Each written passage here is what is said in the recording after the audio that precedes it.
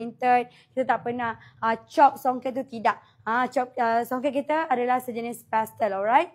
Sejenis tenun asli, okay? Siapa nak cincang, ready tahu dalam kiraan? 1, 2, 3, 1, 2, 3. Alright? Seterusnya warna hitam. Okay, warna hitam ni memang sangat-sangat cantik. Ni warna hitam. Warna hitam ni kebanyakan sesiapa yang nak pakai untuk majlis malam berinai, saya amatlah recommended untuk awak untuk beli, okey? Untuk pakai. Lagi-lagi warna-warna hitam gold. Untuk warna hitam gold ni dia adalah nampak lebih kepada more klasik dan juga tradisional sebab dia punya songket warna gold memang warna-warna yang sangat klasik. Manakala kalau warna black silver dia nampak lebih kepada moden tapi masih lagi memainkan peranan klasik dan juga tradisional sebab ianya sejenis corak songket. Alright?